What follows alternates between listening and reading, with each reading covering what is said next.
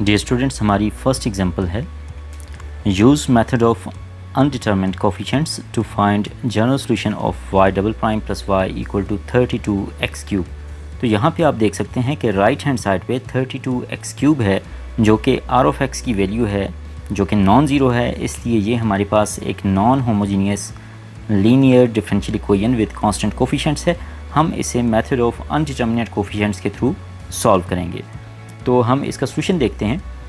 तो इसके सॉल्यूशन में सबसे पहले हमें पता है कि इसके करस्पॉन्डिंग जो होमोजीनियस इक्वेशन है उसका जो कम्प्लीमेंट्री सॉल्यूशन है वो हम ऑलरेडी कैलकुलेट करना सीख चुके हैं।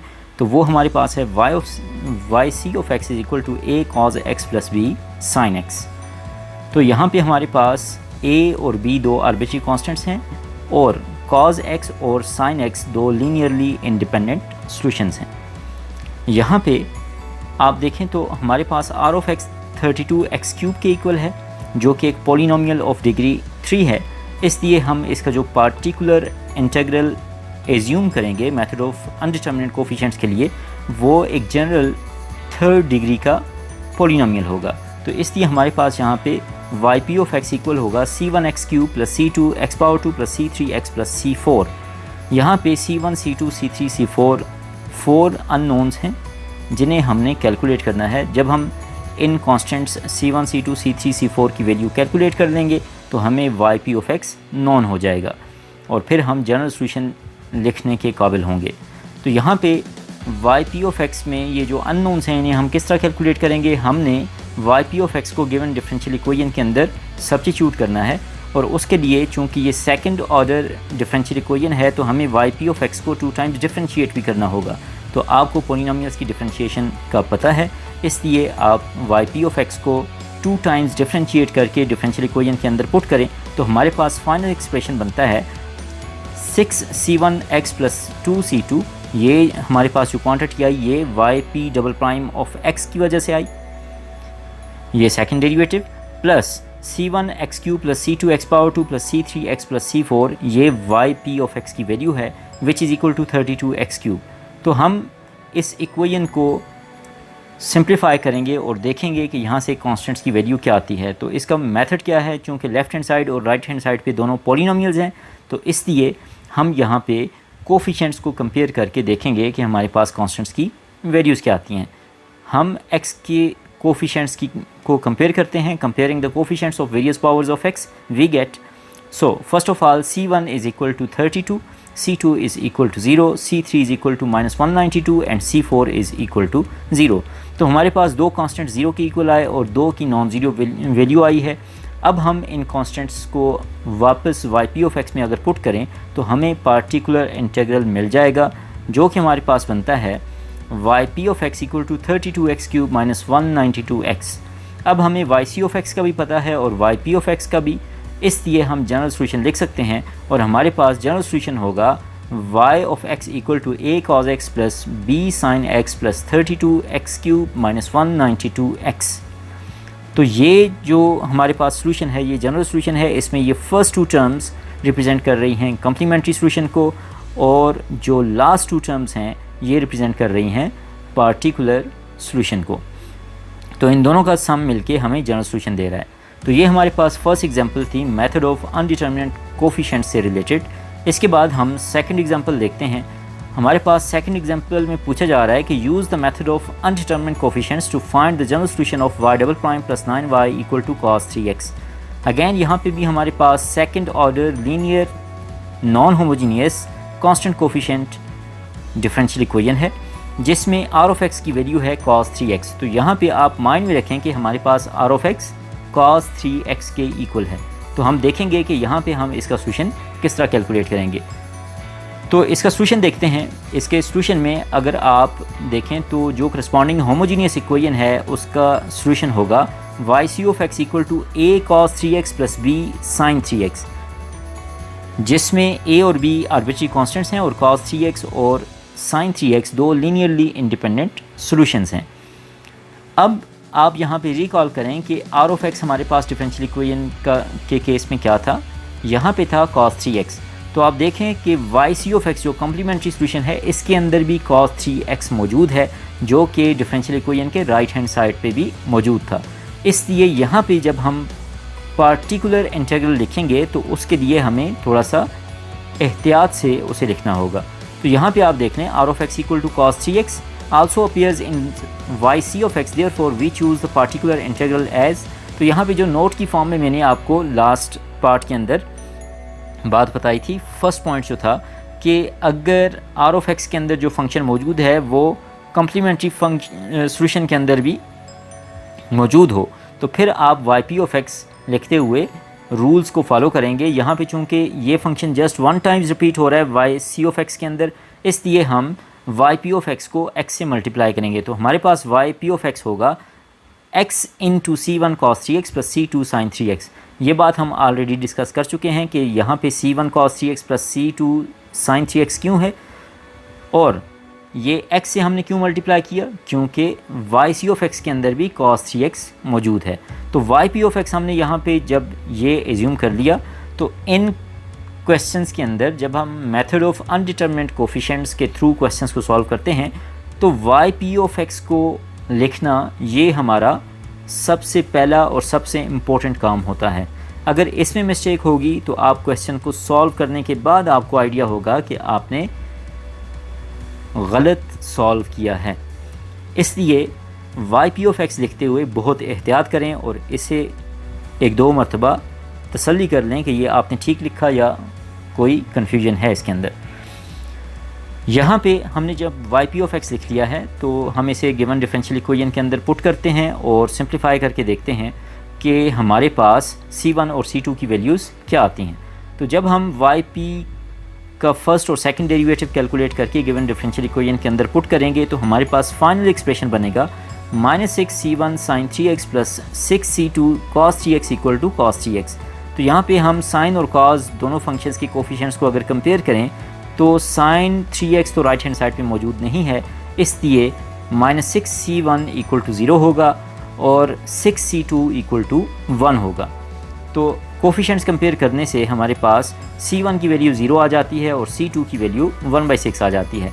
इसका मतलब ये है हमारे पास जब ये c1 और c2 की वैल्यूज़ आ गई तो अब हम पार्टिकुलर इंटीग्रल को यहाँ पे लिख सकते हैं और yp हमारे पास होगा x into sine 3x divided by 6। हमने यहाँ पे जब वैल्यूज़ पुट करी तो c1 0 होने की वजह से ये जो टर्म है ये 0 हो गई और c2 1/6 पुट करने से हमारे पास एक्सप्रेशन बन गया x into sine 3x whole divide by 6।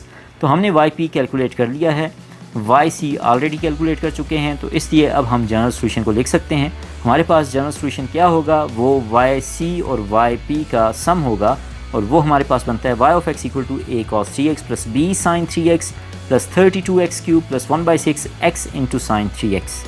तो ये हमारे पास वो केस था जिसमें राइट हैंड साइड पे जो आपके पास नॉन होमोजीनियस पार्ट है उसमें जो फंक्शन है वो फंक्शन कम्प्लीमेंट्री फंक्शन के अंदर भी रिपीट हो रहा था। तो इसलिए हमने यहाँ पे yp of x को डिफरेंट तरीके से डिफ़ाइन किया है। तो आपने इस क्वेश्चन से भी आइडिया समझ लिया होगा मेथड ऑफ अनडिटरमिनेट कोफिशिएंट्स का। अब हम इसके बाद नेक्स्ट एग्जांपल देखते हैं, एग्जांपल नंबर 3, और देखते हैं इसमें हमारे पास किस तरह का क्वेश्चन है।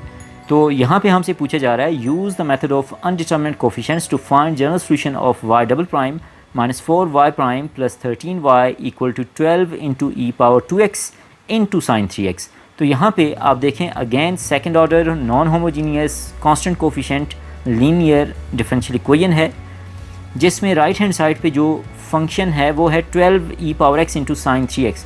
तो यहाँ पे एक्सपोनेंशियल फंक्शन भी साथ मौजूद है और उसके साथ साइन 3x ट्रिग्नोमेट्रिक फंक्शन भी मल्टीप्लाई हो रहा है। तो हम देखेंगे कि इस तरह के क्वेश्चन के लिए yp of x हम कैसे लिखेंगे।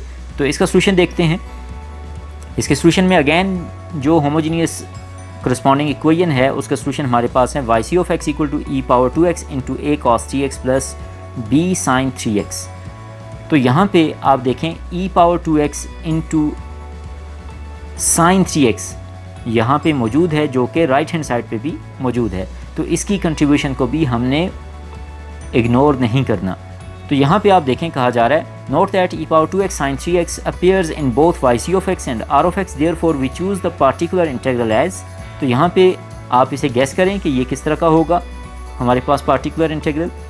तो यहाँ पे हमारे पास yp ऑफ x होगा x into E power 2x into c1 cos 3x प्लस c2 sin 3x। तो ये हमारे पास c1 cos 3x प्लस c2 sin 3x किसकी वजह से है? ये हमारे पास sin 3x जो यहाँ पे मौजूद है राइट हैंड साइड के अंदर, इसकी वजह से है। तो e पावर 2x भी साथ मौजूद था, तो इसका प्रोडक्ट भी हमने ले लिया। और ये चूँकि yc ऑफ x के अंदर भी ये फंक्शन मौजूद था, तो इसलिए हमने x से भी मल्टीप्लाई कर दिया। आई होप आपको यहाँ से इसका आइडिया क्लियर हो गया होगा। अब हम yp ऑफ x को गिवन डिफरेंशियल इक्वेशन के अंदर पुट करेंगे और फिर देखेंगे कि c1 और c2 की वैल्यूज़ क्या आती हैं। तो आप इनके डेरिवेटिव्स कैलकुलेट करके गिवन डिफरेंशियल इक्वेशन के अंदर पुट करें। तो उसके बाद हमारे पास जो फाइनल फॉर्म बनती है वो मैं यहाँ पे लिखता हूँ। इससे पहले की कंप्यूटेशन आपने ख़ुद करनी है। हमारे पास एक्सप्रेशन बनता है 6c2 e power 2x into cos 3x minus 6c1 e power 2x into sin 3x equal to 12 e power 2x into sin 3x। Again यहाँ पे भी कोफिशेंट्स को अगर कंपेयर करें तो हमारे पास कॉन्स्टेंट्स की वैल्यू आती है c1 equal to -2 and c2 equal to 0। हमने कॉन्स्टेंट्स को कैलकुलेट कर लिया। अब हम इन्हें वापस पार्टिकुलर इंटीग्रल के अंदर पुट करते हैं। तो हमारे पास yp ऑफ x बनेगा -2x e power 2x into cos 3x। ये yp ऑफ x की वैल्यू है। इसके बाद हम इस गिवन डिफरेंशियल इक्वेशन का जनरल सॉल्यूशन कैलकुलेट करने के लिए नेक्स्ट जनरल सॉल्यूशन लिखते हैं। तो जनरल सॉल्यूशन क्या होगा? वो yc ऑफ x और yp ऑफ x का सम होगा और वो हमारे पास बनता है e power 2x into a cos 3x plus b sin 3x minus 2x into cos 3x। तो ये हमारा फाइनल जनरल सॉल्यूशन है। तो ये हमारी 3 एग्जांपल्स थी मेथड ऑफ अनडिटरमिनेट कोफिशिएंट्स के लिए। आई होप आपको इनकी अंडरस्टैंडिंग हुई होगी। अगर आपके माइंड में फिर भी कोई क्वेश्चन हो तो आप कमेंट्स के अंदर पूछ सकते हैं, क्योंकि जब तक आप ख़ुद से मुख्तलिफ functions r of x consider करके उनके लिए yp ऑफ x लिख के कंप्यूट करके जो आपके पास सॉल्यूशन आता है उसे वापस डिफरेंशियल इक्वेशन में पुट करके सेटिस्फाई नहीं करवाते, तब तक आपको इस मेथड की अंडरस्टैंडिंग नहीं होनी। इसलिए I suggest you to attempt different particular cases by yourself. अब हम इससे रिलेटेड कुछ होम टास्क देखते हैं। तो हमारे पास एक्सरसाइज क्वेश्चंस हैं। Solve the following questions.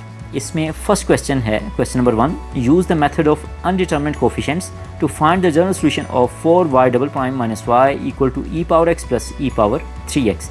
तो यहाँ पे भी आप देख लें कि राइट हैंड साइड पे e power x plus e power 3x मौजूद है। नॉन ज़ीरो क्वांटिटी है, इसलिए आपने जब इस मेथड को अप्लाई करना है तो आपने e पावर x की कंट्रीब्यूशन को अलहदा से और e पावर 3x की कंट्रीब्यूशन को अलहदा से सम की फॉर्म में पार्टिकुलर इंटीग्रल के अंदर लेके आना है। इसके बाद क्वेश्चन नंबर 2 है, उसमें कहा जा रहा है use the method of अनडिटरमिनेट coefficients to find general solution of y double prime plus 16y equal to 16 into sine 4x। यहाँ पे भी नॉन होमोजीनियस इक्वेशन है। राइट हैंड साइड पे 16 साइन 4x है। तो आप yc कैलकुलेट करने के बाद यहाँ पे इसके लिए yp ऑफ x लिखेंगे और उसके बाद कॉन्स्टेंट्स को कैलकुलेट करेंगे। तो जो एग्जांपल्स हमने आज देखी हैं उन्हें देखते हुए आप इन क्वेश्चंस को आसानी से सॉल्व कर लेंगे। क्वेश्चन नंबर 3 है, use the method of अनडिटरमिनेट coefficients to find the general solution of y triple prime minus 2y double prime plus 4y prime minus 8y equal to 8 into x power 2 plus cos x। Again यहाँ पे भी ये non homogeneous third order non homogeneous linear differential equation है with constant coefficients. आपने पहले yc of x calculate करना है, फिर राइट हैंड साइड को देखते हुए yp ऑफ x को पहले एज्यूम करेंगे और उसके अंदर मौजूद अननोन कांस्टेंट्स को कैलकुलेट करेंगे और फिर आपने जनरल सॉल्यूशन को कैलकुलेट कर लेना है। नेक्स्ट हमारे पास क्वेश्चन नंबर 4 है, जिसमें कहा जा रहा है use the method of अनडिटरमिनेट coefficients to find general solution of y fourth derivative minus y equal to x power 4 plus 1। तो यहाँ पे भी राइट हैंड साइड पे x पावर 4 प्लस 1 है, जिसकी वजह से ये नॉन होमोजीनियस डिफरेंशियल इक्वेशन है। ये एक 4th डिग्री का पॉलिनोमियल है। इसी हिसाब से आपने yp ऑफ x को एज्यूम करना होगा, लेकिन उससे पहले आपने कम्प्लीमेंट्री सॉल्यूशन को भी देखना है कि कहीं उसके अंदर कोई फंक्शन अपीयर तो नहीं हो रहा। आई होप आप इन क्वेश्चंस को सिंप्लीफाई कर लेंगे। अगर आपका कोई क्वेश्चन हो, इससे रिलेटेड कोई कन्फ्यूजन हो तो कमेंट्स के अंदर ज़रूर पूछें। Thanks for watching. See you in the next lecture.